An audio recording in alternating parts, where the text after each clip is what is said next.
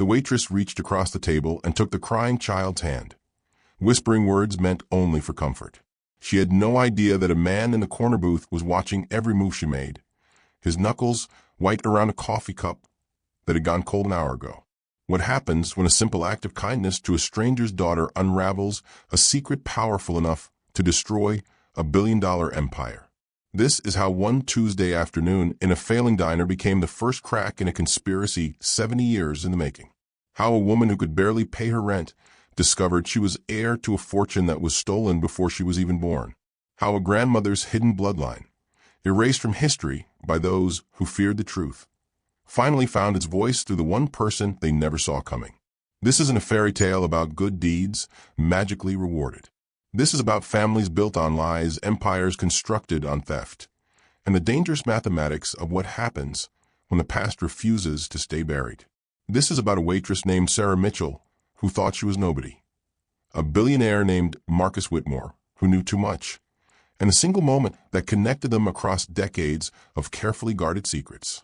The moment she comforted his daughter Lily, she set something irreversible into motion, and the man watching from the shadows knew it.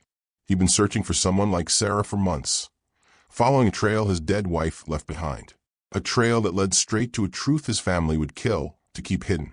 Sarah Mitchell's life had become a cruel accounting of what could be taken from a person before they finally broke. The eviction notice taped to her apartment door had given her 14 days, but a handwritten reminder from her landlord, scrawled in angry red marker across the bottom, made it clear he expected payment in 7. She'd stopped opening the medical bills 2 months ago. They came in those sterile white envelopes with a hospital logo stamped in the corner, each one a monument to the 3 hours and 47 minutes that doctors had fought to save Emma's life after the drunk driver ran the red light on Morrison Street. 3 years had passed since that November night, but Sarah could still smell the antiseptic burn of the emergency room, could still hear the flat-line tone that meant her 7-year-old daughter was gone. Everything after that was a blur of grief, so thick it felt like drowning on dry land. She'd lost her job as a dental assistant because she couldn't stop the crying long enough to hold the suction tube steady. Lost her apartment because the savings disappeared into funeral costs she'd never imagined having to pay. Lost herself somewhere in the spaces between sleeping pills and waking up to a world that no longer contained the only person who'd ever needed her. Mel's Corner Cafe had hired her 6 months ago out of what Sarah suspected was pity more than need. The diner was dying the same slow death as the neighborhood around it, serving burnt coffee and reheated meatloaf to customers who tipped in quarters and complained about everything. Frank, the manager, was a weasel of a man with thin shoulders and a voice that carried across the dining room like nails on a chalkboard. He'd written her up twice this month for taking too long with orders, for spending too much time talking to customers instead of turning tables. But Sarah had something Frank would never understand. She had dignity, the kind that came from losing everything and discovering you were still standing. Her uniform was pressed, her smile was genuine even when it cost her everything to summon it, and she treated every customer like they mattered. Because they did. Because everyone deserved to matter to someone.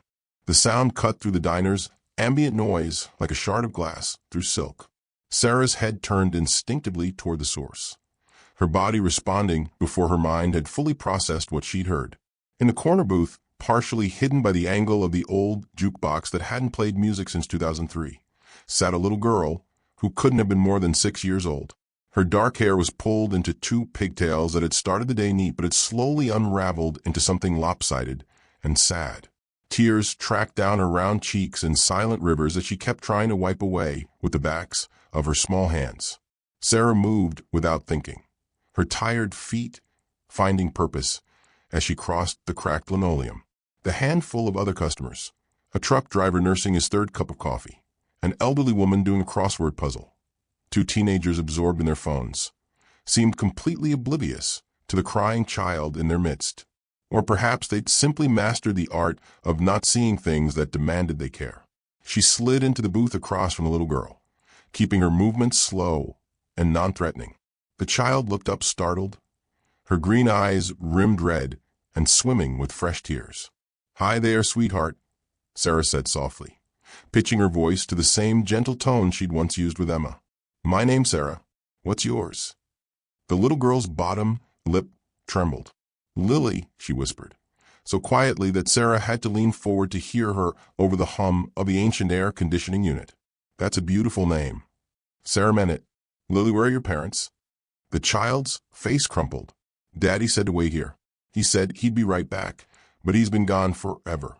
Her small hands twisted together in her lap, fingers knotting and unknotting in a rhythm that spoke of escalating panic. Sarah felt something ancient and protective unfurl in her chest. She reached across the scarred Formica tabletop and gently covered Lily's hands with her own. "It's okay. I'm going to stay right here with you until your daddy comes back. Would that be all right?" Lily nodded, and the tears began to slow. He had an important meeting. He seemed really nervous this morning. He kept checking his phone and saying words I'm not supposed to repeat. Despite the gravity of the situation, Sarah found herself suppressing a smile. Adults do that sometimes when we're worried. As Sarah talked with Lily, asking gentle questions about her favorite color, her stuffed animals, whether she liked school, she couldn't help but notice details that didn't quite fit the narrative of an abandoned child. Lily's clothes were expensive. Not just nice, but the kind of expensive Sarah recognized from the department store windows she passed on her way to work.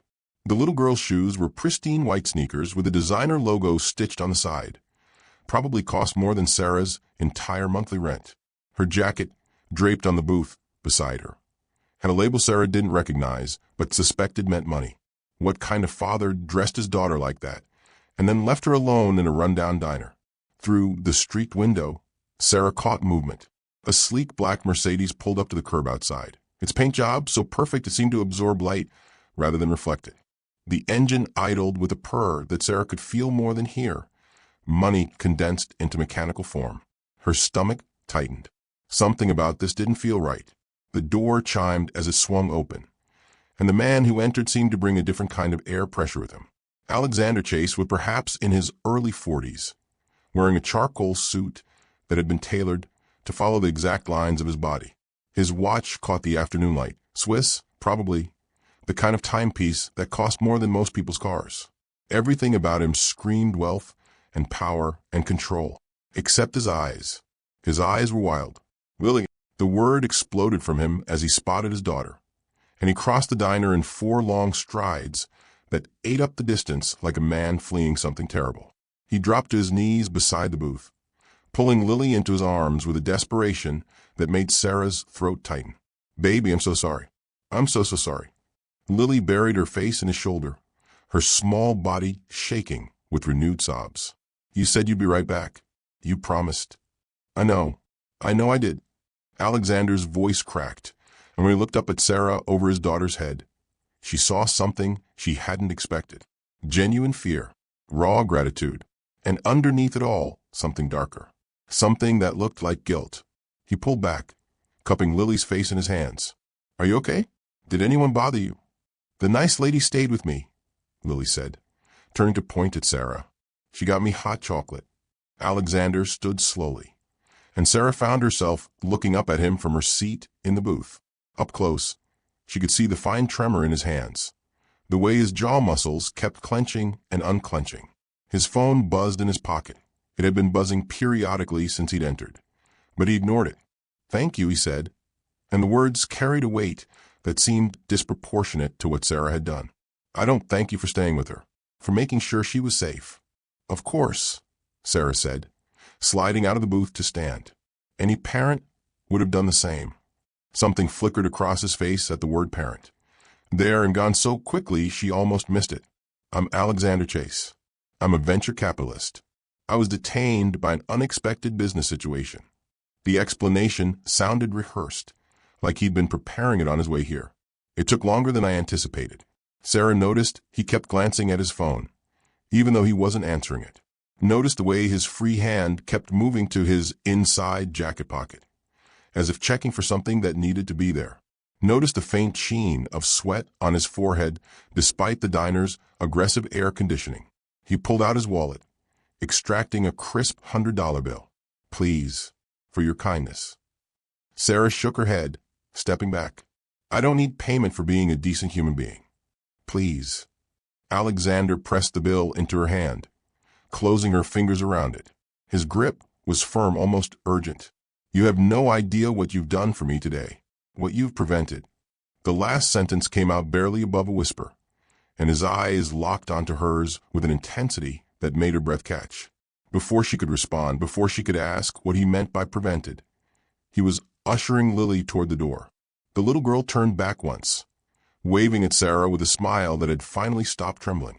Sarah stood in the middle of the diner, the $100 bill warm in her palm, watching through the window as Alexander buckled Lily into the Mercedes. He paused before getting into the driver's seat, staring at the diner like he was memorizing it, or like he was seeing something Sarah couldn't see. Then he was gone, the expensive car pulling smoothly into traffic and disappearing. Sarah turned to bust the booth where Lily had been sitting, her mind still turning over the strangeness of the encounter. That's when she noticed the elderly man in the corner booth, the one she'd barely registered when she'd first approached Lily. He was watching her now, his weathered face unreadable, a flip phone pressed to his ear. As their eyes met, he spoke into the phone without breaking eye contact. She made contact with the girl. "Yes, I'm certain. Send the file." He closed the phone with a decisive snap and stood, leaving exact change on the table before walking out into the Portland afternoon. Sarah stood frozen, the $100 bill suddenly feeling heavier in her hand, like it weighed more than paper and ink should weigh, like it was the first piece of something much larger clicking into place. The diner's fluorescent lights had been dimmed to their nighttime setting, casting everything in a sickly yellow glow that made the empty booths look like crime scene photographs. Sarah was wiping down the last table, her mind still circling back to Alexander Chase and his daughter, to the $100 bill now folded in her apron pocket, when she heard the door chime. She looked up, already forming the words to tell whoever it was that they were closed. But the elderly man from the corner booth stood framed in the doorway, backlit by the street lamps outside. Up close, she could see he was probably in his 70s, with silver hair combed precisely back from a high forehead and eyes that held the kind of sharp intelligence that age only refined rather than dulled. "We're closed," Sarah said, but her voice came out uncertain. "I know." He stepped inside, moving with the careful deliberation of someone whose body had betrayed them in small ways, but whose mind remained untouched. "My name is Vincent Hartley. I witnessed what happened this afternoon with the child." Sarah's hand tightened on the damp cloth she'd been using. "I don't understand." "That wasn't just kindness, young lady." Vincent's voice carried a gravity that made the hairs on her arms stand up. "That was intervention, divine or otherwise." He reached into his coat and withdrew a manila envelope, the kind lawyers used for important documents. "Don't open this until you're alone, and when you do, your life will never be the same." He held it out, and Sarah found herself taking it despite every instinct telling her not to. The envelope was heavy, not just paper heavy, but weighted with something solid inside that shifted when she tilted it. "Wait," Sarah said, her voice finding strength. "What is this? Why are you giving this to me?" But Vincent was already moving toward the door. As if summoned by his movement, a sleek, black limousine pulled up outside, its engine purring like a satisfied predator. Vincent paused with his hand on the door handle, looking back at her with an expression that might have been pity or might have been something darker. "Some debts can only be paid in truth," he said. "I've carried mine long enough." Then he was gone, folding himself into the limousine's leather interior. Sarah watched it glide away into the Portland night, leaving her standing in the empty diner with an envelope that felt like it contained more than paper and whatever solid object pressed against it inside. It felt like it contained weight, consequence, the kind of thing you couldn't unknow once you knew it. Her hands trembled slightly as she looked down at the unmarked manila surface. No address, no label, just her name written in elegant script across the front. Sarah Mitchell. She'd never told Vincent her name. Sarah's apartment was a studio that made closets look spacious. The single window overlooked a brick wall, and the radiator clanked like it was trying to communicate in Morse code whenever the temperature dropped. She sat on her second-hand futon with the envelope on her lap, staring at her name written in handwriting she didn't recognize, but somehow felt she should. The seal broke with a whisper of torn paper. Inside were 3 items that would reshape everything she thought she knew about her life. The first was a burner phone, the cheap kind sold at gas stations for cash. It sat in her palm like a promise or a threat, its screen dark and waiting. The second was a photograph, slightly faded with age, but still clear enough to steal Sarah's breath. A young woman stood in what looked like a corporate office, sunlight streaming through floor-to-ceiling windows behind her. She held a baby, perhaps 6 months old, cradled against her chest. Next to her stood a younger version of Alexander Chase, his arm around the woman's shoulders, his smile genuine in a way his expression in the diner hadn't been. And beside them, an elegant older woman with silver hair and a string of pearls that probably cost more than Sarah's entire year of rent. But it was the young woman holding the baby that made Sarah's world tilt sideways, because she was looking at her own face, or rather, a face so similar to her own that they could only be related. The same dark hair, the same sharp cheekbones, the same slight asymmetry to the smile that Sarah saw every time she looked in a mirror. The third item was a typed letter on heavy cardstock, the kind of paper that announced itself as important. Dear Sarah, the woman in this photograph is Catherine Mitchell, your mother.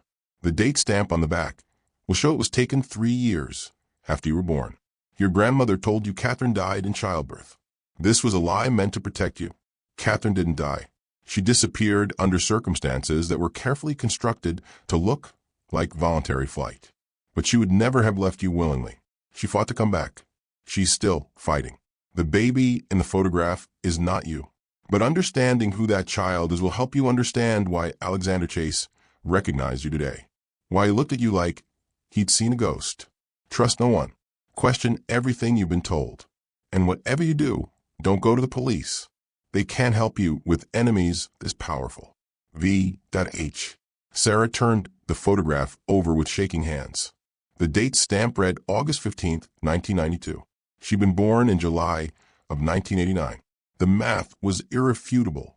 Her mother had been alive, holding a different baby, standing with Alexander Chase's family 3 years after Sarah supposedly killed her by being born.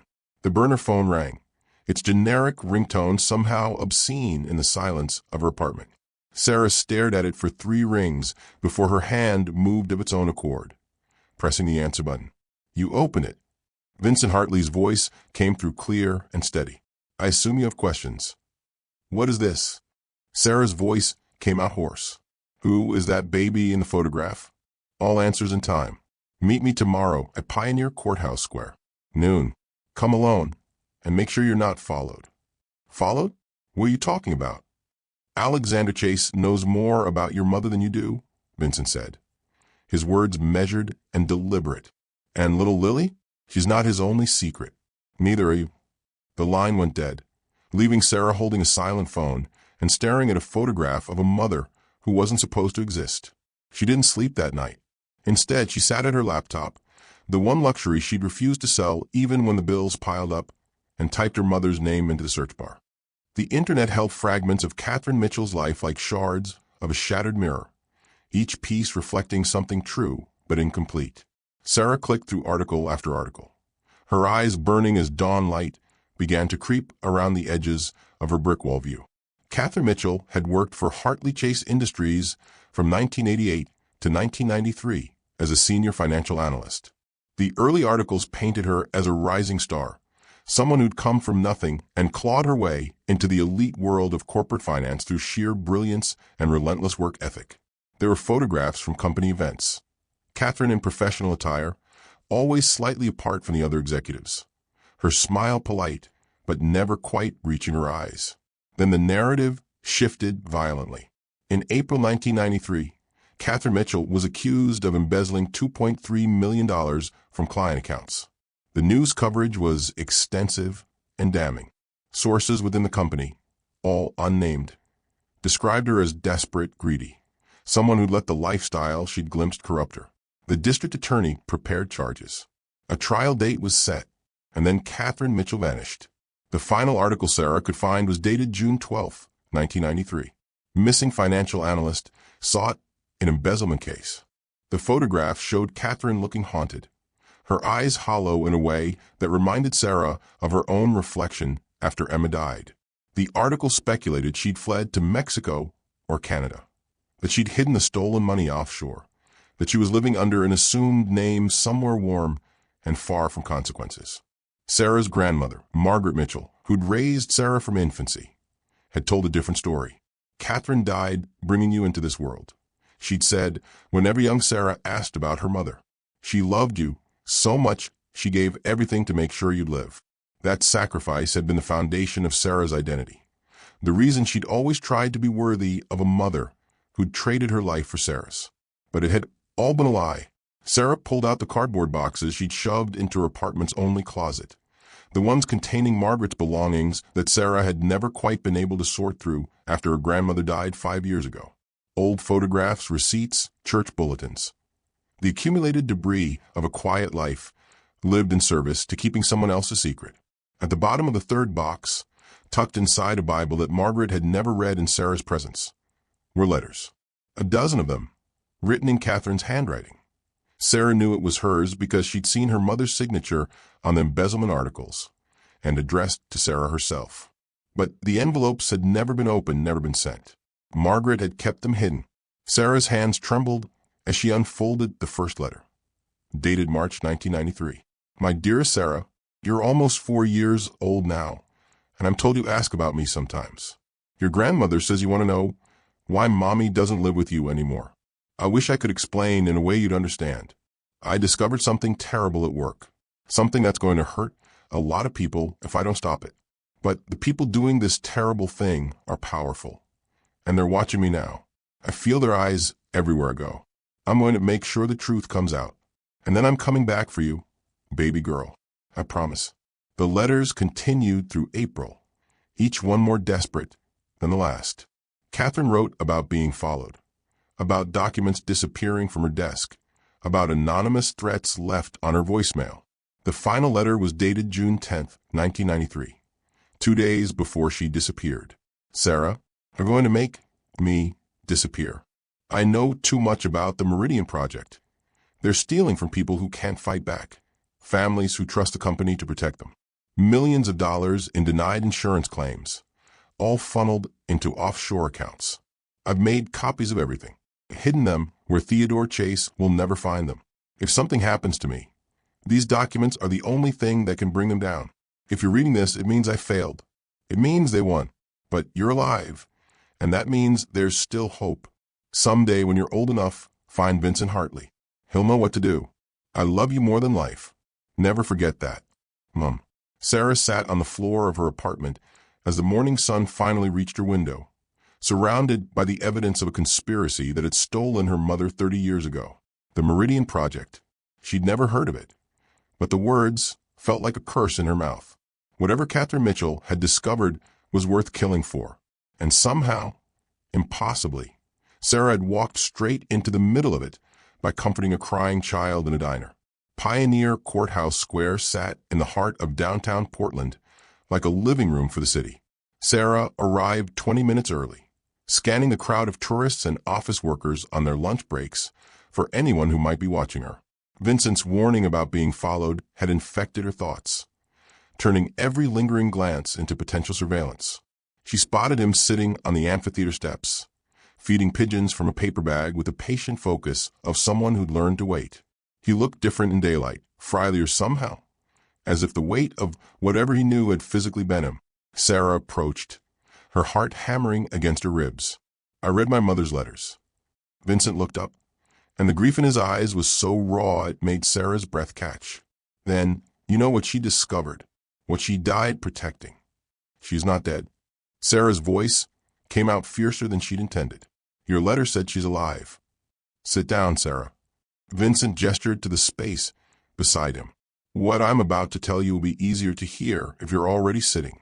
Sarah sat, her body rigid with tension. Vincent was quiet for a long moment, watching the pigeons scatter and return in their endless loop of hunger and caution. I was Catherine's mentor at Hartley Chase Industries. She was the most brilliant financial analyst I'd ever trained. She could see patterns in data that no one else noticed, could find inconsistencies that others overlooked. It made her invaluable. It also made her dangerous. The Meridian Project, Sarah said. Vincent's jaw tightened. Catherine discovered it by accident.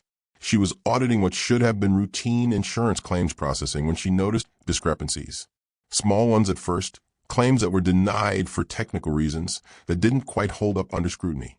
But when she started digging deeper, she found the pattern. He pulled out a tablet from his bag, its screen showing a spreadsheet that meant nothing to Sarah.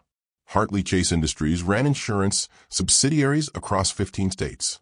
They targeted low-income families specifically, people who couldn't afford lawyers, who didn't understand the fine print, who trusted the company to honor their policies. When those families filed legitimate claims, the company denied them using technicalities.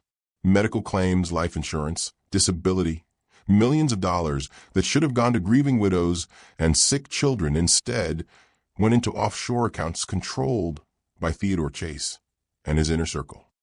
Sarah felt sick. They were stealing from people who'd already lost everything. Yes, Vincent's voice was hollow. Catherine wanted to expose them. She collected evidence, made copies of internal documents, prepared to go to the authorities. But Theodore discovered what she was doing before she could act. He offered her money to stay quiet. When she refused, he threatened her. And when that didn't work, he trailed off, his hands trembling slightly. What did he do? Sarah's voice was barely a whisper. He framed her for embezzlement, set up false accounts in her name, transferred company funds, created a paper trail that made it look like she'd been stealing for months. The district attorney was ready to prosecute. Catherine would have gone to prison for 20 years. Vincent's voice cracked. But that wasn't enough for Theodore. He needed her silenced permanently. He needed to make sure she could never resurface, never threaten to expose the Meridian Project. Sarah's world had narrowed to Vincent's voice, to the terrible truth unfolding in the afternoon sunlight. What did he do to her? Vincent turned to face her fully, and she saw tears tracking down his weathered cheeks. I should have protected her. She came to me, begged me to help her expose the truth. And his voice broke completely. I stayed silent to protect my career. I let them destroy her because I was a coward. Tell me what happened to my mother. Sarah's hands were clenched into fists, her nails digging crescents into her palms. Theodore Chase had connections everywhere. Police, judges, politicians. When Catherine disappeared, the official story was that she'd fled to avoid prosecution. But the truth? Vincent's voice dropped to barely above a whisper. He had her committed to a private psychiatric facility under a false name, declared her mentally incompetent, made sure she could never come back for you, never tell her story, never threaten his empire. The words hit Sarah like physical blows. Her mother hadn't abandoned her, hadn't died, had been locked away for 30 years for the crime of trying to do the right thing. Where is she? Sarah demanded. Which facility? Vincent shook his head slowly. That's the cruelest part. Theodore moved her every few years. Different states, different names. Always to facilities he controlled through shell companies. I've been trying to find her for 3 decades. I've spent my fortune, called in every favor I was owed. And I finally found her 6 months ago. He pulled out his phone, showed Sarah a photograph that made her heart stop. An older woman with gray-streaked dark hair sat in what looked like a day room, staring out a window. Her face was lined with years and suffering. But Sarah would have recognized those features anywhere. They were her own features, aged by time and injustice. Your mother didn't die, Sarah. Vincent's voice was steady now, finding strength in finally speaking truth he'd hidden for too long. She's alive. And Theodore Chase made sure she could never come back for you. Made sure she'd spend the rest of her life locked away, where her truth couldn't hurt him. Sarah stared at her mother's face, at the woman who'd fought for justice and lost everything, at the woman who'd loved her enough to risk everything and had paid the ultimate price. Where is she? Sarah asked again, her voice harder than steel. I need to know where she is right now. Vincent met her eyes, and she saw something ignite there. Something that looked like hope mixed with determination. St. Augustine's Behavioral Health Center, outside of Salem, Oregon. Less than an hour from here. But Sarah, you need to understand, Theodore Chase still controls that facility. If you go there, if you try to see her, you'll be walking into his territory. I don't care. Sarah stood, her entire body thrumming with purpose. He took 30 years from her, from us. I'm getting her back. The penthouse office sat 43 floors above Portland, Glass walls offering a view of the city that made Theodore Chase feel like what he'd always believed himself to be, a god looking down on his creation. At 72, he maintained the kind of physical presence that came from personal trainers, custom suits, and the absolute certainty that the world bent to his will, because he'd spent 5 decades teaching it to. The security footage played on 3 monitors arranged across his mahogany desk, each one showing different angles of Mel's Corner Cafe from the previous afternoon. Theodore watched his son Alexander burst through the door, watched him embrace his granddaughter with a kind of desperate relief that Theodore had never felt for anything in his life. Watched the waitress, Sarah Mitchell, according to the background check his people had run within an hour of receiving the footage, comfort Lily with a tenderness that made Theodore's jaw tighten. Marcus Webb stood beside the desk, silent and patient in the way he'd perfected over 20 years as Theodore's right-hand man. Marcus had the kind of face people forgot immediately after meeting him, which made him invaluable for work that required discretion. He waited until Theodore paused the footage before speaking. "She's nobody," Marcus said, his voice carrying no inflection. "Waitress at a failing diner, 3 months behind on rent, no family, no connections. She poses no threat." Theodore's fingers drummed against the desk, a rhythmic pattern that his employees had learned meant he was calculating probabilities and consequences. Nobody stays nobody when they start asking the right questions. The footage showed Vincent Hartley entering the diner hours later, showed him approach Sarah with an envelope. Theodore's hand clenched into a fist. Vincent, that sanctimonious old fool, who'd grown a conscience 30 years too late. Theodore had let him live because Vincent had accepted his forced retirement quietly, had seemed content to fade into irrelevance. But this was Vincent choosing relevance again, choosing sides against the empire he'd helped build.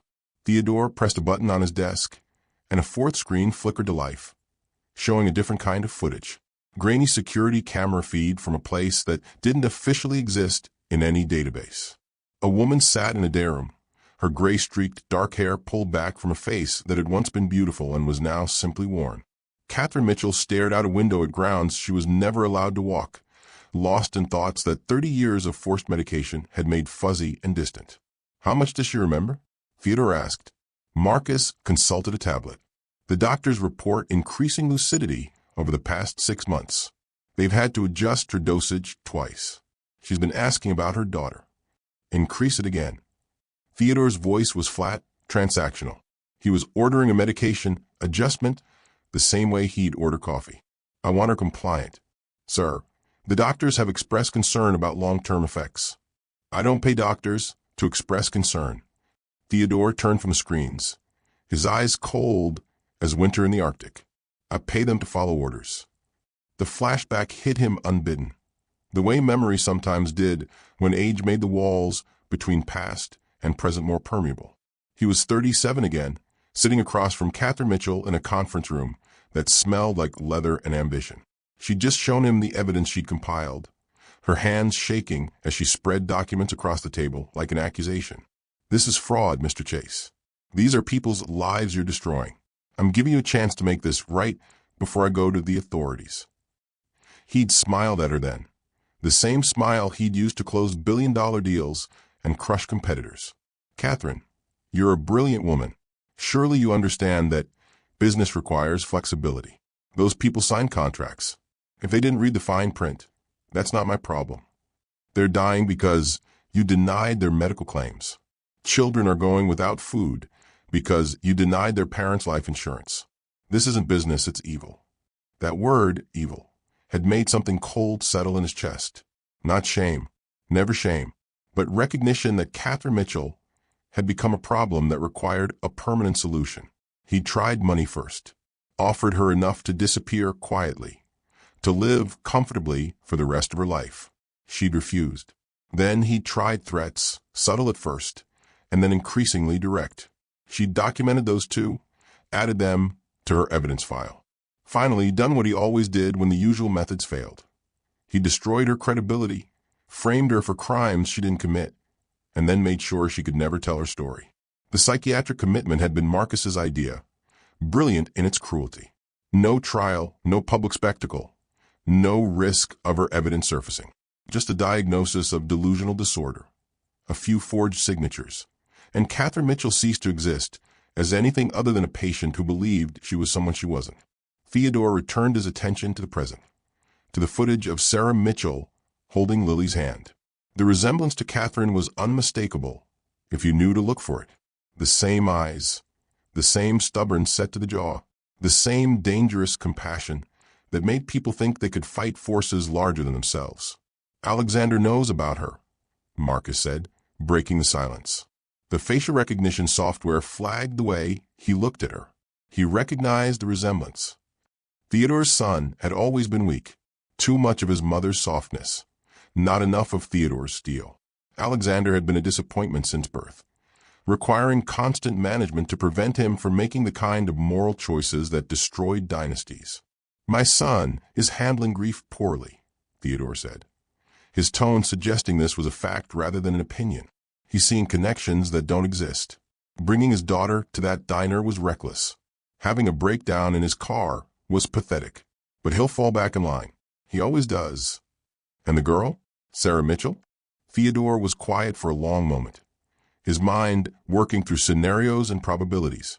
Sarah Mitchell was nobody, just as Marcus had said. But Catherine had been nobody once too, a financial analyst from a poor background who'd clawed her way into his company through sheer brilliance. And she'd almost brought everything down. "She has nothing," Theodore said slowly. "No education, no resources, no platform. Even if Vincent told her everything. Who would believe a desperate waitress making accusations against one of Portland's most respected philanthropists?" He smiled, but it didn't reach his eyes. "But we don't build empires by leaving loose ends." He picked up his phone, dialing a number he didn't need to look up. When the voice answered, Theodore spoke with a kind of calm authority that came from 5 decades of getting exactly what he wanted. "I need you to remind someone what happens when they forget their place. A waitress named Sarah Mitchell. Make it subtle, make it clear, and make sure she understands that asking questions about things that don't concern her is a very expensive mistake." He ended the call and turned back to the monitors, watching the frozen image of Sarah comforting Lily. Something about the scene bothered him, though he couldn't quite identify what. Perhaps it was the way Alexander had looked at Sarah, not with recognition, but with something that looked almost like hope, as if this random waitress represented some kind of redemption for sins Alexander was too weak to carry. "Monitor my son," Theodore said to Marcus.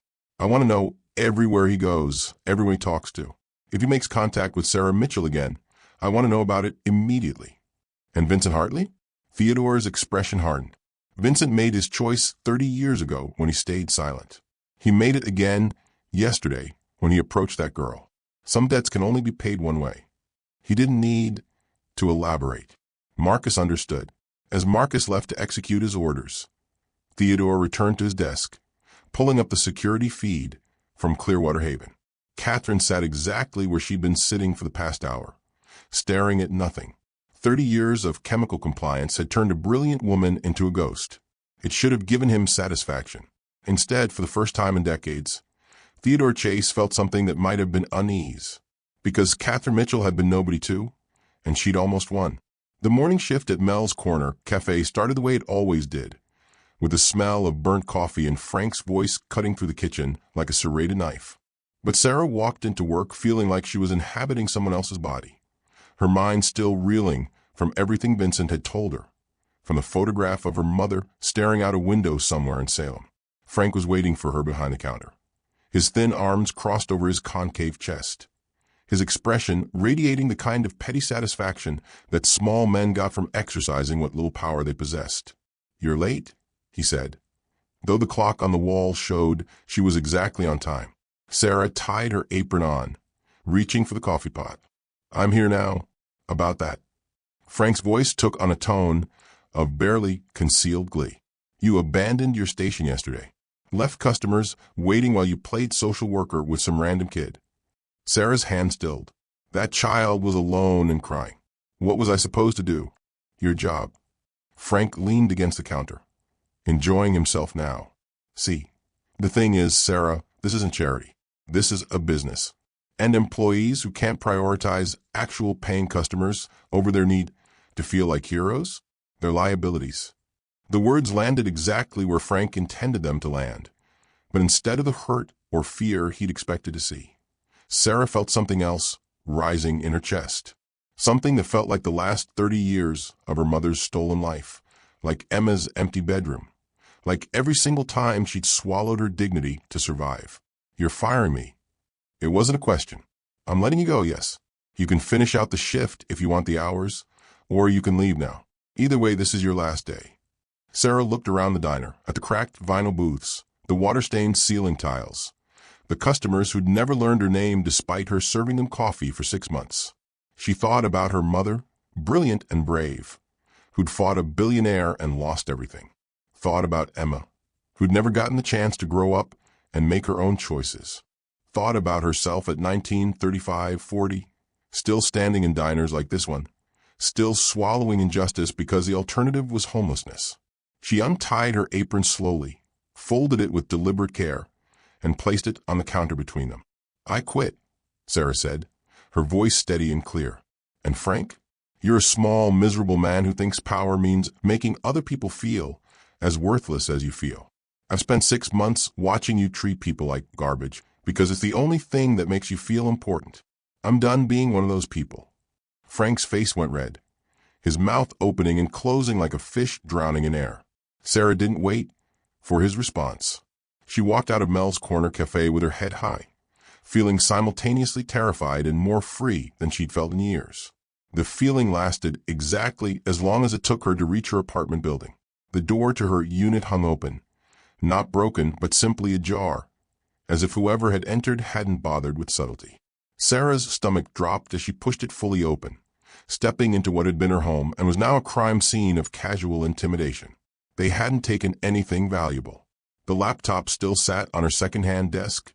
Her grandmother's jewelry box remained on the dresser.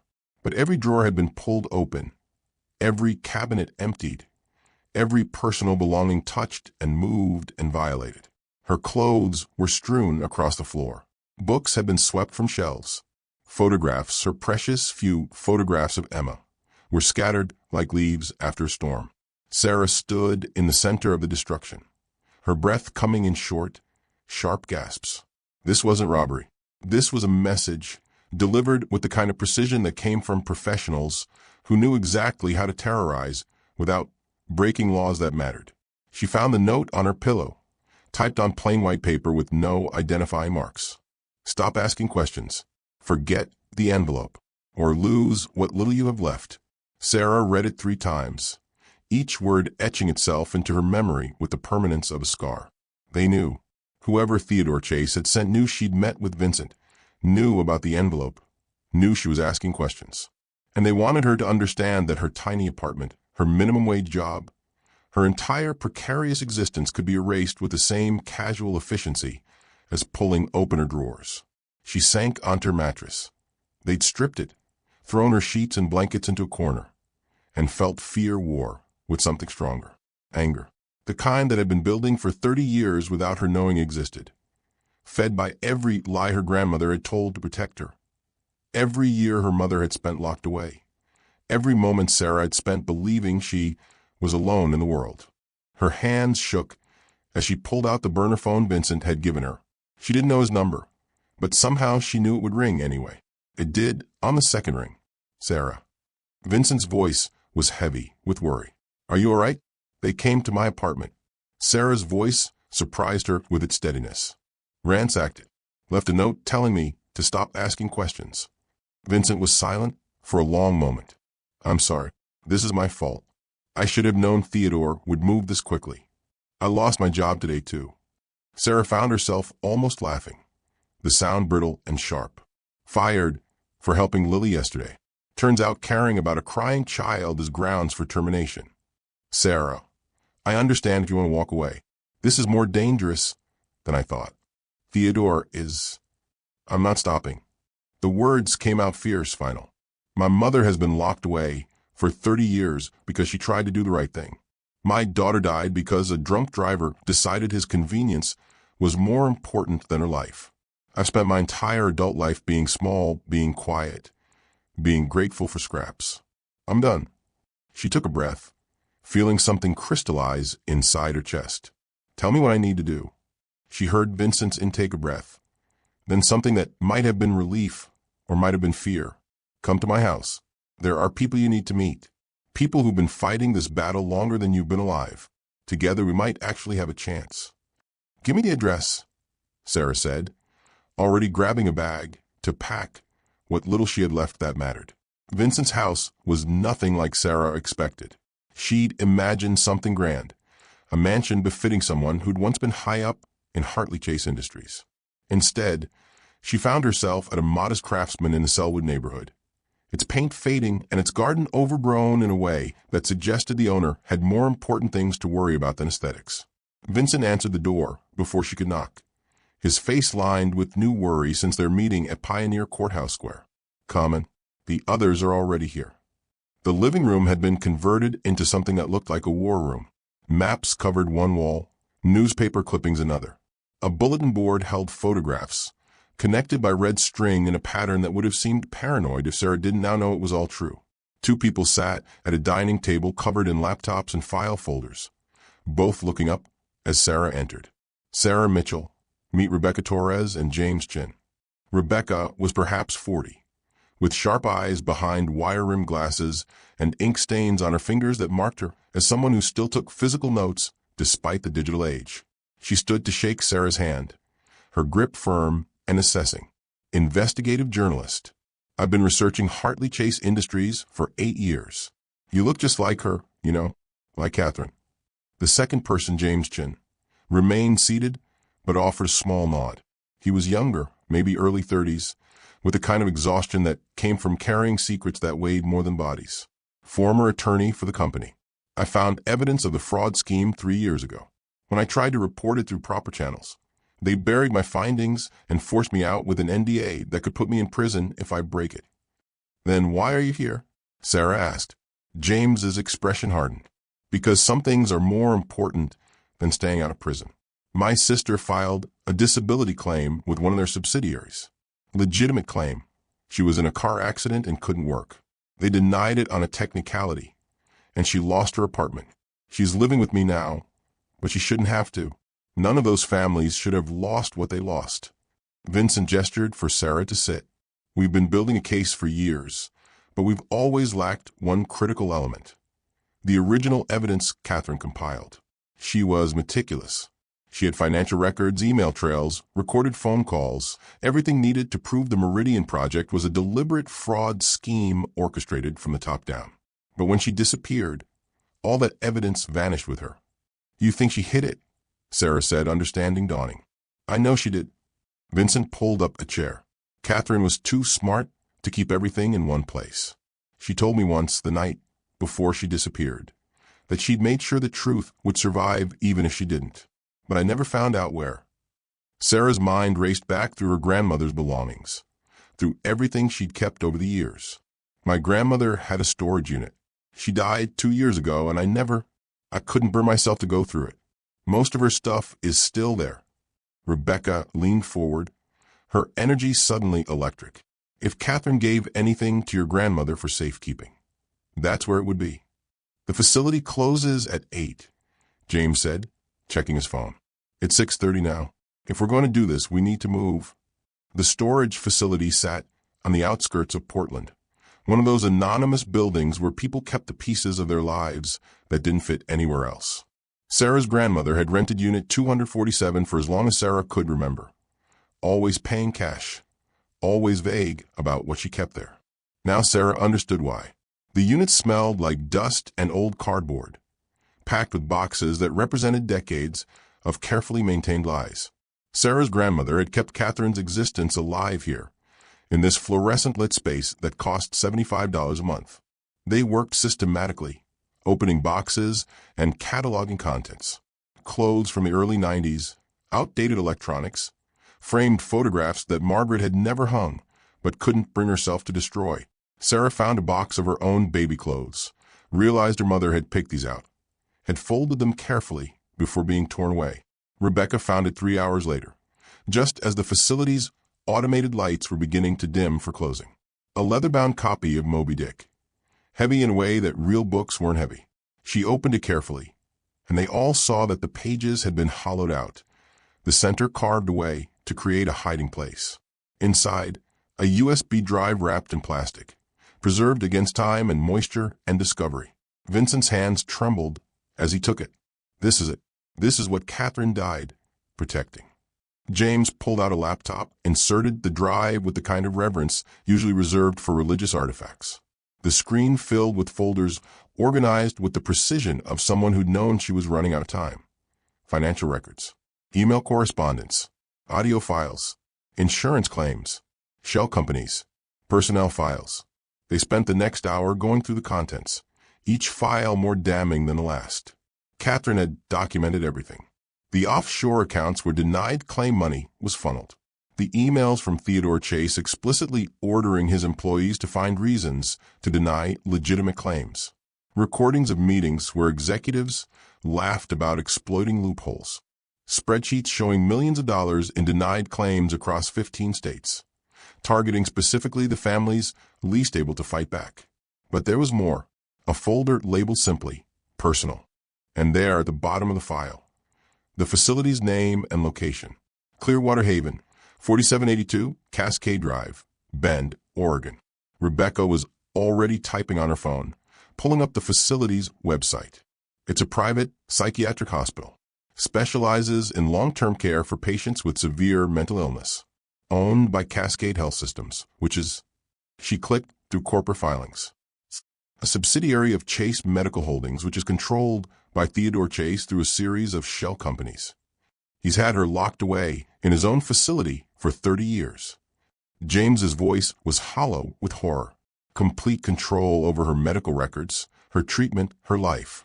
She's probably so medicated she doesn't even remember who she is. Sarah stared at the photograph of her mother attached to the false commitment papers, at the woman who'd been erased and replaced with a fiction. If she's there, she's been locked away for 30 years. She doesn't even know I exist as an adult. Vincent's face had gone pale. I've been searching for her for 3 decades. I checked every facility I could think of. But I never imagined he'd hide her in his own facility, right under everyone's noses. Sarah felt something shift inside her, all the fear and uncertainty crystallizing into absolute clarity. Her mother was alive, was less than 3 hours away, had been fighting to survive for 3 decades, while Sarah had believed her dead. "We're getting her out," Sarah said, her voice cutting through the horror-laden silence. "We're exposing Theodore Chase. We're getting my mother out of that facility, and we're making sure every family he stole from gets justice." Rebecca looked at James, then at Vincent, then back at Sarah. "That's not just dangerous. That's declaring war on one of the most powerful men in Oregon. He'll destroy all of us. He already destroyed my mother." Sarah's hands clenched around the USB drive. "He doesn't get to destroy anyone else." The Chase Financial Building rose 42 stories above downtown Portland, all steel and glass and money made manifest. Sarah had never been inside a place like this, had never ridden elevators with polished brass and soft jazz playing through hidden speakers. The receptionist had tried to stop her, but Sarah had simply said, "Tell Alexander Chase that Sarah Mitchell needs to see him about Lily." And something in her voice had made the young woman pick up the phone. Alexander's office occupied a corner suite on the 37th floor, with floor-to-ceiling windows that made Sarah feel like she was floating above the city. He stood when she entered, his expression cycling through recognition, confusion, and then something that looked like resignation. "Close the door," he said quietly.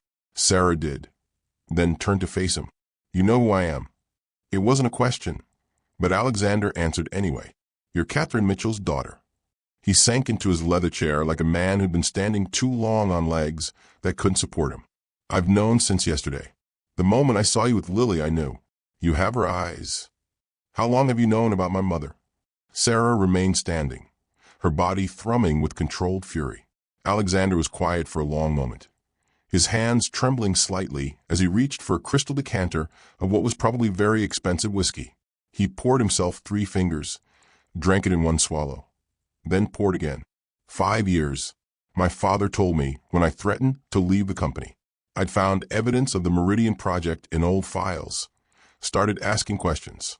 He sat me down right here in this office and told me everything. His voice cracked, told me what he'd done to Catherine, where she was, What would happen to her if I ever tried to walk away or expose the truth? Sarah felt her nails digging into her palms. He blackmailed you with my mother's life. Yes. Alexander drank the second pour more slowly. But that wasn't the only leverage he had on me. When I was 25, there was an accident at one of our manufacturing facilities.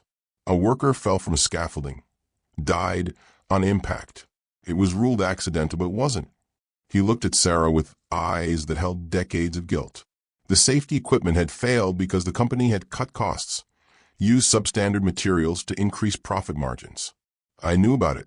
I'd signed off on the cost-cutting measures because my father told me to, because I was young and stupid and wanted to prove I could be ruthless like him. You killed someone, Sarah said flatly. I might as well have pushed it myself. Alexander's hands shook harder now. My father made the investigation go away, paid off the right people, buried the evidence, told me I was complicit now, that if I ever crossed him, he'd make sure I went to prison for manslaughter. So I stayed. I played the dutiful son, ran the parts of the company he assigned me, kept my mouth shut about Catherine and the Meridian Project and every other terrible thing this family has done. Sarah moved to the window, staring out at Portland spread below them like a model city, distant and perfect and false. You've known my mother was alive for 5 years. You've known she was locked away in your father's facility, drugged and helpless. And you did nothing. I know. Alexander's voice was barely a whisper. I'm a coward. I'm complicit. I'm everything my father made me, and worse, because I let him make me these things instead of fighting. He stood, moving to stand beside Sarah at the window. But seeing you with Lily yesterday, you showed my daughter more love in 10 minutes than I've shown her in years. More than I know how to show her, because my father raised me to see love as weakness and compassion as liability. Sarah turned to face him. Why are you telling me this? Because I can't keep being this person. Alexander met her eyes, and she saw something desperate and determined there. Rebecca Torres has been trying to interview me for 3 years. James Chin sent me copies of documents before he left the company, begging me to look at them to help him. I ignored all of it because I was afraid, but I'm more afraid of becoming my father than I am of him destroying me. He moved to his desk, unlocked a drawer, and pulled out a thick folder. These are facility records for Clearwater Haven. Visitor logs, medication schedules, doctor's notes. Everything you'd need to prove Catherine is being held against her will under a false identity. And these, he pulled out a second folder, are my father's personal schedules for the next month. When he's traveling, when he's in meetings, when he's vulnerable. Sarah took the folders with hands that had gone numb. He'll destroy you for this. He already destroyed me. Alexander smiled, but it was the saddest expression Sarah had ever seen. I'm just finally admitting it. But maybe if I help you get Catherine out, if I help expose what he's done, maybe I can rebuild something worth destroying. A thought occurred to Sarah, sharp and urgent. Look, if your father realizes you betrayed him, I'm sending her to my late wife's parents in Seattle tomorrow. Alexander had clearly thought this through. Told my father she's struggling with grief, needs time away. He bought it because he doesn't pay attention to things that don't directly benefit him. She'll be safe there. Sarah looked at the folders in her hands, at evidence that could finally free her mother after 30 years. Why should I trust you? You've been complicit in keeping her locked away. You shouldn't trust me. Alexander's honesty was brutal, but I'm the best chance you have. My father will destroy everyone who comes after him. He's done it before, he'll do it again. But he won't see betrayal from his own son coming. That's the one blind spot he has. He genuinely believes he made me into his perfect successor. His jaw tightened. I'm going to prove him wrong. Sarah studied him for a long moment, weighing 30 years of her mother's stolen life against the possibility of justice. If you're lying, if this is some kind of trap, then my father wins again, and I continue being the person I hate. Alexander extended his hand. But if we do this right, if we actually pull this off, maybe we both get a chance at redemption. You get your mother back, and I get to stop being Theodore Chase's puppet. Sarah shook his hand, feeling the tremor in his grip that matched her own. We're getting her out. Whatever takes. Whatever takes, Alexander echoed, and for the first time since she'd met him, He looked like someone who might actually be capable of courage. The drive to Bend took 2 hours and 43 minutes, but it felt like crossing into a different world. Portland's urban sprawl gave way to forest that pressed close to the highway. Douglas firs standing like silent witnesses to secrets that had been buried for decades. Sarah sat in the passenger seat of Vincent's car, Rebecca in the back, all three of them quiet with the weight of what they were about to do. Clearwater Haven appeared through the trees, like something from a luxury resort brochure. The facility sprawled across manicured grounds, all modern architecture and tasteful landscaping designed to suggest healing rather than imprisonment. A fountain burbled in the circular drive, solar panels gleamed on the roof, and floor-to-ceiling windows promised transparency that Sarah now knew was nothing but expensive theater. "It's beautiful," Rebecca said softly, her camera already documenting everything.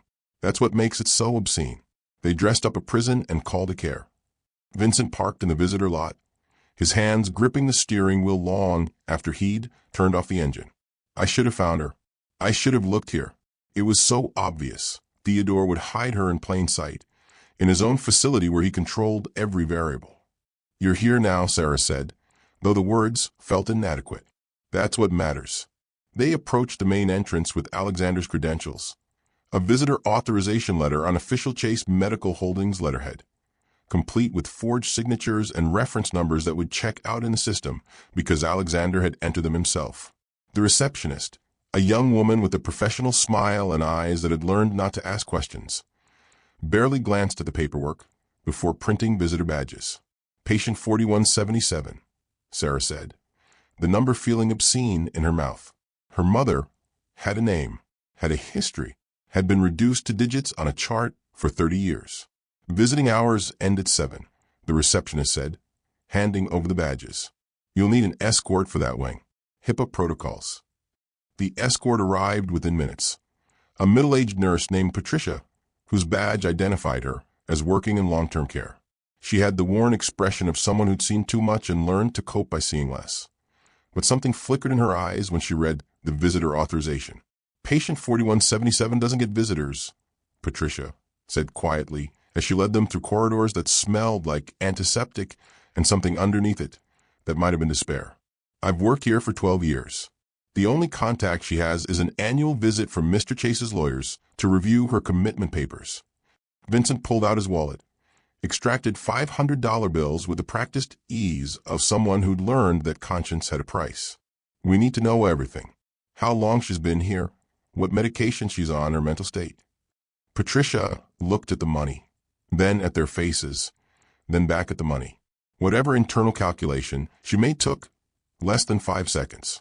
She pocketed the bills and pulled them into an empty consultation room. 28 years, Patricia said, her voice barely above a whisper.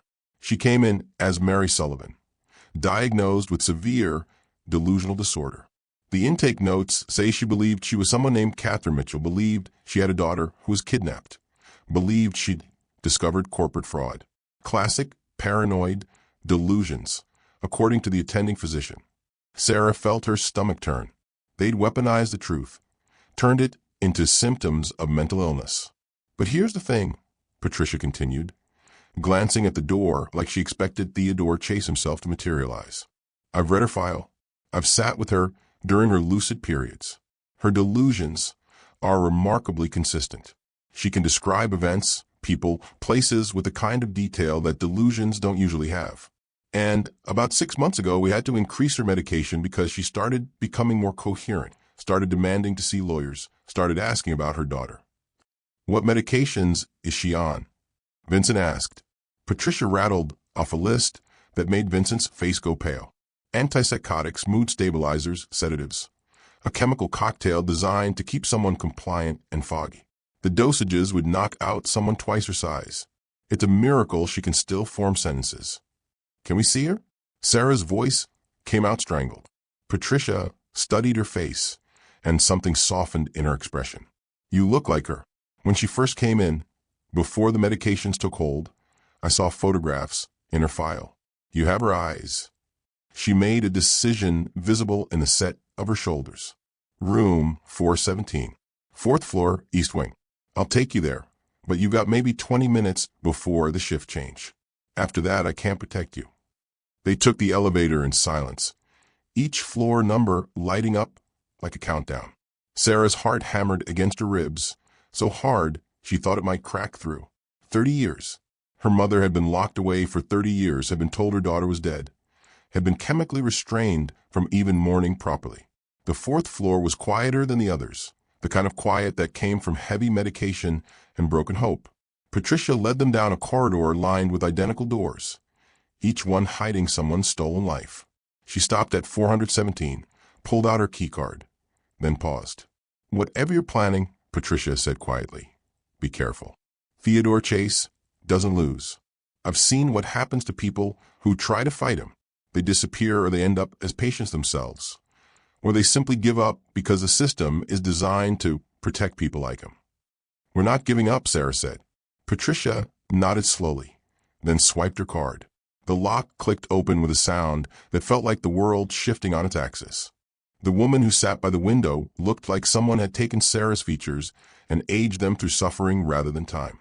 Catherine Mitchell was 58 years old but looked 70. Her dark hair streaked with gray that had nothing to do with genetics and everything to do with decades of chemical compliance. She wore institutional clothing, soft pants, and a cardigan in muted blues, and stared out at grounds she'd probably never been allowed to walk. Sarah's feet carried her forward without conscious thought, her entire body trembling with emotions she had no names for. This was her mother, not a photograph, not a story, not a ghost. A living, breathing woman who'd been stolen from her before Sarah had even formed memories. "Catherine." Sarah's voice came out barely above a whisper.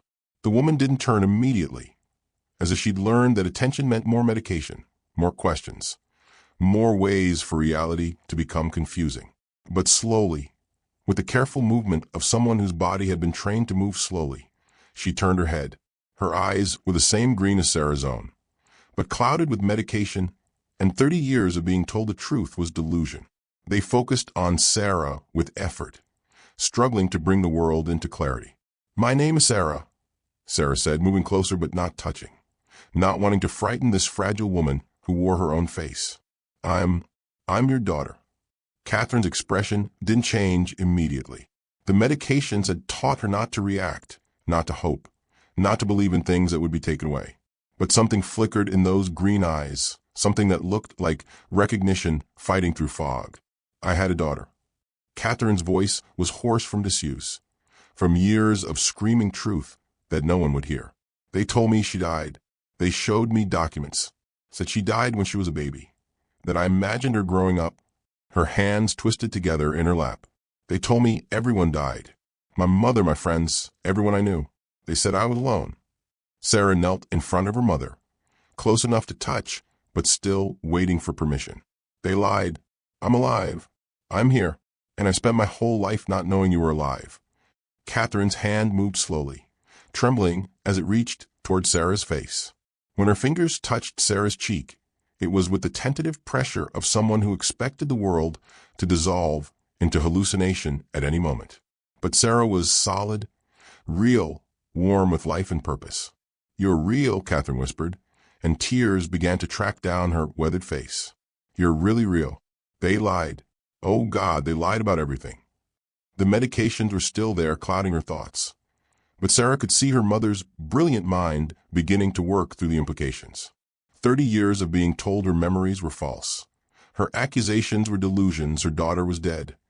All of it crumbling in the face of Sarah's physical presence. "I've been screaming the truth for 30 years, Catherine said, her voice gaining strength as clarity fought its way through the chemical haze. "I told them about Theodore Chase, about the Meridian Project, about the fraud and the stolen money and the people who died because he valued profit over lives. And they told me I was crazy, increased my medication every time I insisted it was real." Vincent stepped forward, and Catherine's eyes widened with recognition that was sharper than anything she'd shown so far. "Vincent? Vincent Hartley? You're old." "It's been 30 years, Catherine." Vincent's voice broke on her name. "I'm so sorry. I should have protected you. I should have been brave enough to stand with you." Catherine's mind was clearing faster now, adrenaline and shock burning through some of the medication's effects. The fire. Did they ever find out about the fire? Sarah and Vincent exchanged glances. What fire?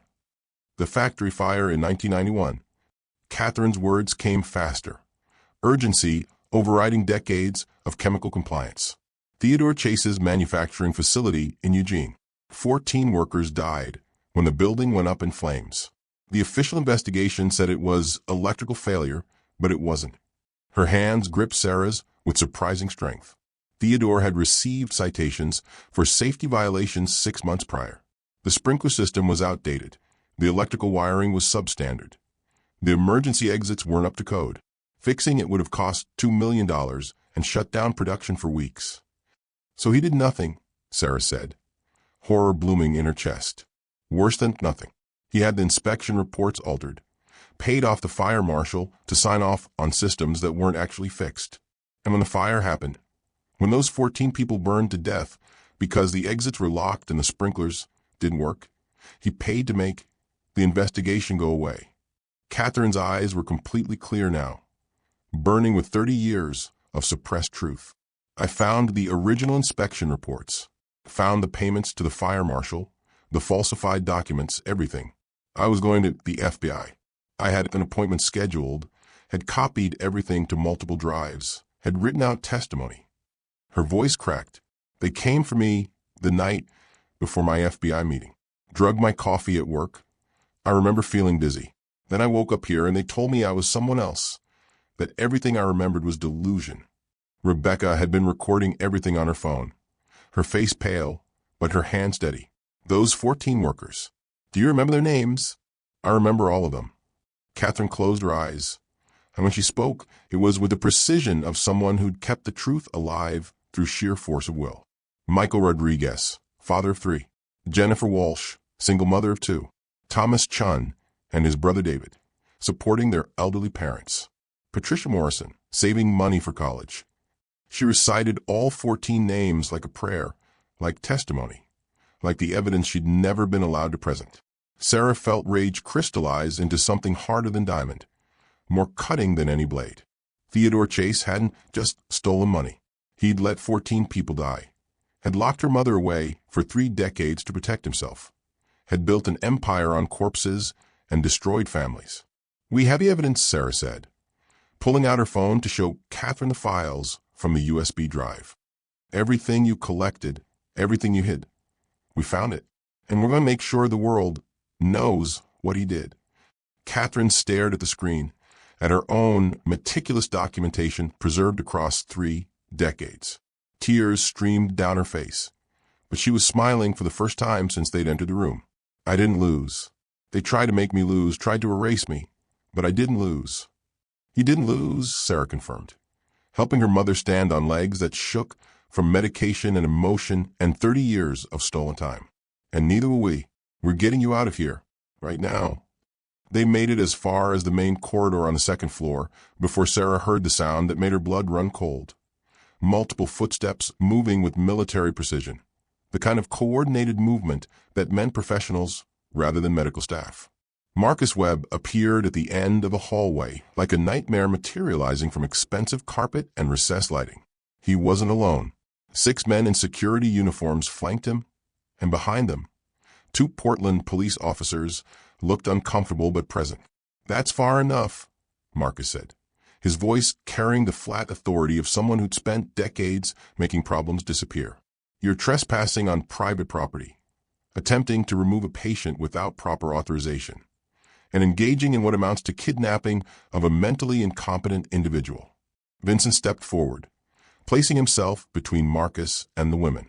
Catherine Mitchell is being held illegally under a false identity. We have evidence of falsified commitment papers, forged diagnoses, and 3 decades of unlawful imprisonment. Marcus smiled, and it was the expression of a predator who'd already won. Catherine Mitchell has been missing and wanted for embezzlement for 30 years. This woman is Mary Sullivan, a patient suffering from severe delusional disorder who believes she's someone she's not. You have no authority to remove her from medical care. One of the police officers stepped forward, clearly reading from prepared notes. We received a call about a kidnapping in progress. I'm going to need everyone to stay calm and show me identification. Sarah's mind raced. They'd been so close. Her mother was standing right beside her, lucid for the first time in decades, and Theodore Chase was going to take her away again. The trap had been perfect. Let them find Catherine. Let them think they'd won. Then use the law itself to stop them. Rebecca had been standing slightly behind Vincent, her phone still recording, still documenting everything. Officers, we have evidence that Theodore Chase has been holding this woman against her will for 30 years to cover up multiple felonies, including insurance fraud and manslaughter. And we have medical records showing Mary Sullivan has been a voluntary patient here for treatment of mental illness. Marcus countered smoothly, along with commitment papers signed by licensed psychiatrists. Your evidence is conspiracy theory promoted by troubled individuals who are harassing a respected family. Marcus pulled out his phone, checked something, and his smile widened. In fact, Mr. Chase's attorneys are preparing harassment charges against all of you. Breaking and entering, attempted kidnapping libel. You'll be lucky if you see daylight before your trial dates. Sarah felt Catherine's hand tighten on hers, felt 30 years of injustice about to repeat itself. The system was designed to protect people like Theodore Chase, designed to make the truth sound like delusion, to make evidence disappear behind paperwork and legal maneuvering. But Vincent was smiling. It was a small smile, tired and sad but genuine. He reached into his jacket pocket and pulled out a small device that Sarah recognized as a digital recorder. I've been recording everything since we entered this facility, Vincent said calmly. Catherine's testimony about the factory fire, the 14 workers who died, the falsified inspection reports, her clear, coherent explanation of the Meridian Project and Theodore Chase's systematic fraud.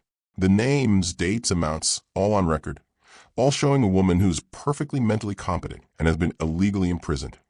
Marcus's expression flickered. That recording is inadmissible without consent. Oregon is a two-party consent state.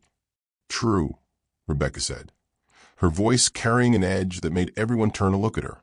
But I'm not bound by those same restrictions for journalism, and I've already published a story. She held up her phone, showing them her screen.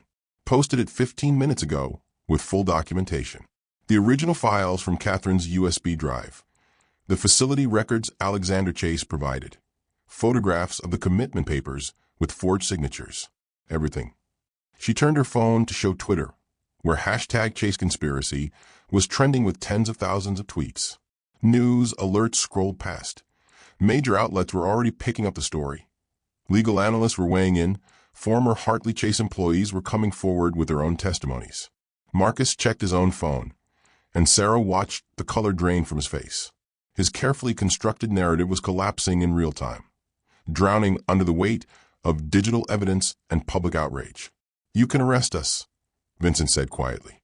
You can charge us with whatever Theodore Chase's lawyers dream up. But the story is already out there. The evidence is already public. And every hour you keep Catherine Mitchell locked in this facility, you're proving our point about corruption and cover-ups. One of the police officers was also checking his phone, his expression shifting from professional certainty to confusion. Sarge, you need to see this. The story's everywhere. They're calling for a federal investigation. The second officer read over his partner's shoulder, his face going pale. There are photographs here, documents. This isn't some crazy conspiracy theory. Marcus stood frozen, his phone still in his hand, watching his carefully orchestrated trap turn into a public relations disaster. Theodore Chase had built an empire on controlling information, on making sure truth never reached the people who could act on it. But the internet didn't care about money or power or carefully managed narratives. The truth was spreading faster than he could contain it. This isn't over, Marcus said, but the words rang hollow. Mr. Chase has resources you can't imagine. Lawyers, investigators, political connections. And we have something he doesn't, Sarah interrupted, her voice steady and clear. We have the truth, and we have millions of people watching now, waiting to see what happens next. She turned to the police officers. My mother has been held here illegally for 30 years under a false identity. She's coherent. She's capable of making her own decisions, and she wants to leave. Are you going to help Theodore Chase keep her imprisoned?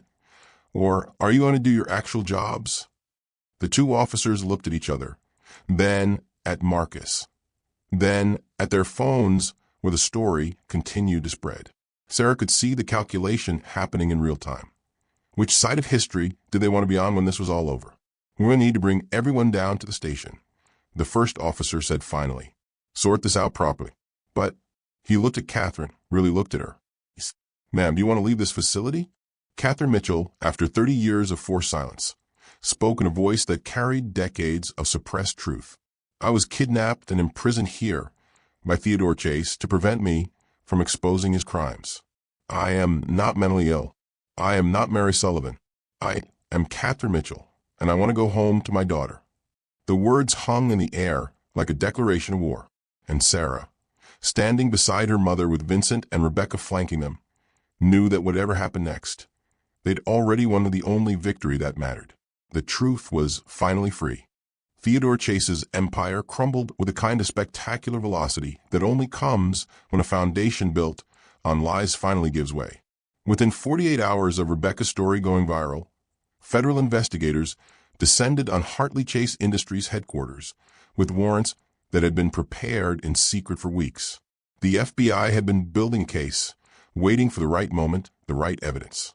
Catherine's testimony and the documents from her USB drive provided both. The stock price collapsed before markets even opened. Shareholders fled like rats from a sinking ship, desperate to distance themselves from a scandal.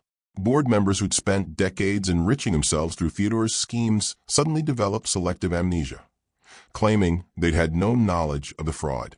By the end of the first week, Theodore Chase had been removed as CEO, stripped of his voting rights, and banned from company property. Alexander testified against his father with the kind of clinical precision that came from 35 years of watching a master manipulator work. He provided additional evidence, emails, recorded phone calls, financial records that Theodore had thought were secure.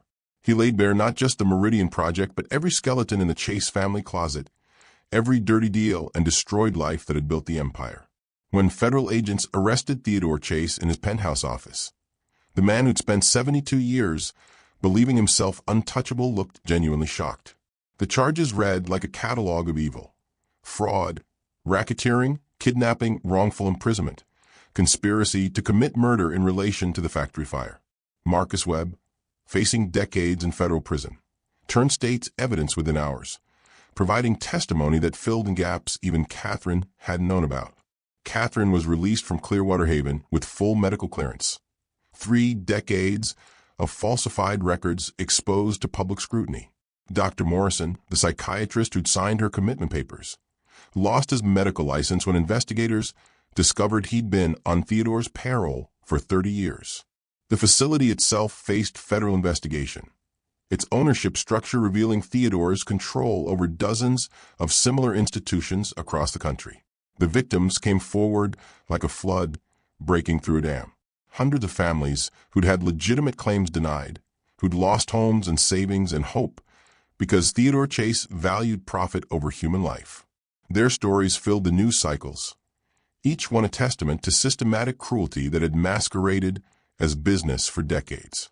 Sarah and Catherine's relationship was a delicate thing, built from fragments of lost time and the awkward reality that they were strangers who happened to share blood and 30 years of stolen history. They met for coffee twice a week at first, sitting across from each other like survivors of the same war trying to find common language for trauma. Catherine spoke about the early years in the facility, when her mind was still sharp enough to fight the medications, when she'd screamed the truth until her voice gave out. Sarah talked about growing up believing her mother had died for her, carrying that guilt like a stone in her chest. They cried together more than they laughed, but the laughter, when it came, felt like sunlight breaking through decades of clouds. The day Catherine visited Emma's grave was the day their relationship truly began. Sarah drove her to the cemetery, showed her the modest headstone she'd been able to afford. Catherine knelt in the grass and wept for the granddaughter she'd never known, for the childhood memories she'd never been able to create. Sarah knelt beside her, and they mourned together not just for Emma, but for all the years that had been stolen from both of them.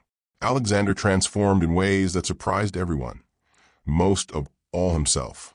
He established a victim compensation fund using his personal fortune, working with Rebecca and James to identify and locate families that Theodore had harmed. He filed for divorce from his father's legacy in every way that mattered, changed Lily's last name to his late wife's maiden name, sought therapy to unpack 35 years of psychological abuse. He started bringing Lily to visit Sarah on weekends, tentative at first, but growing more comfortable as he watched his daughter flourish under Sarah's patient kindness. An unlikely friendship formed between the billionaire's son, learning to be human, and the waitress who'd saved his daughter and inadvertently, his soul. Vincent Hartley retired to a small house in the mountains, finally able to sleep without the weight of 30 years of guilt pressing on his chest. He sent Catherine letters every week, apologies she accepted with grace, though she told him forgiveness was something they were both still learning. Rebecca's exposé won her the Pulitzer Prize and offers from major publications across the country.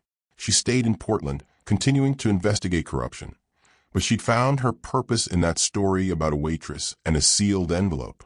Sarah used her settlement money, $7 million, though no amount could truly compensate for what had been taken, to establish the Catherine Mitchell Foundation.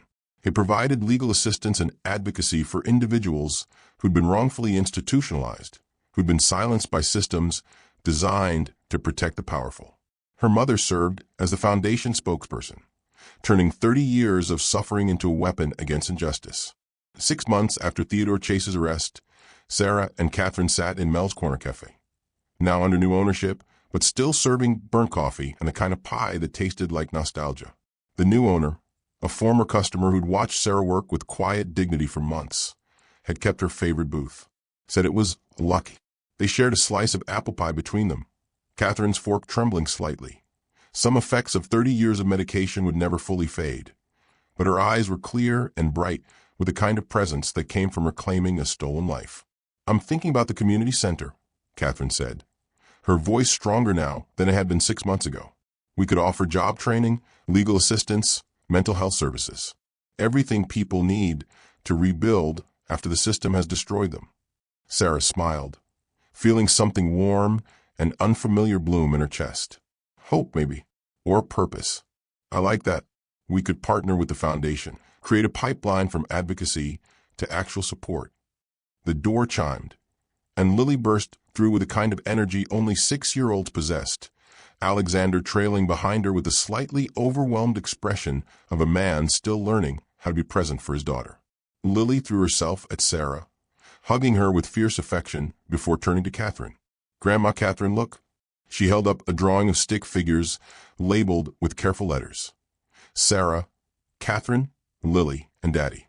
Catherine's eyes filled with tears, but she was smiling. "That's beautiful, sweetheart. Can I keep it?" As Alexander slid into the booth beside them, looking more relaxed than Sarah had ever seen him, she found herself reflecting on that Tuesday afternoon 6 months ago. The crying child in the corner booth, the mysterious envelope, the moment her entire life had pivoted on a simple choice to care when everyone else looked away. "I thought that day was about saving a crying child," Sarah said quietly. "I didn't know I was saving myself." Catherine reached across the table and squeezed her daughter's hand. 30 years of stolen time condensed into that single gesture of connection. "We saved each other, sweetheart. We saved each other." Outside, Portland moved through its afternoon rhythm, oblivious to the small miracle happening in a corner booth of a failing diner. But Sarah understood now that miracles weren't loud or obvious. They were waitresses who stopped for crying children. They were envelopes that contained truth powerful enough to topple empires. They were mothers who'd refused to let injustice erase them. They were daughters who'd refused to let the powerful win. Sometimes the smallest acts of kindness unraveled the biggest lies. And sometimes the truth, no matter how long buried, found its way to light through the hands of people brave enough to carry it. On Sarah's apartment wall, in a simple frame she'd bought at a thrift store, hung the manila envelope that had started everything. She'd kept it as a reminder that courage came in unexpected moments, that the choice to care when caring was inconvenient could change not just one life, but hundreds. That power, no matter how entrenched, was never more powerful than truth spoken by those who had nothing left to lose. The envelope was empty now, its contents having torn down an empire and freed a woman from 30 years of captivity. but it would always be full of what it represented. The moment Sarah Mitchell stopped being small, stopped being quiet, stopped accepting that the world was designed to crush people like her. The moment she chose to fight back. What would you have done if you found that envelope? Would you have risked everything for the truth? Or would fear have kept you silent? Subscribe so you never miss stories of ordinary people who chose extraordinary courage.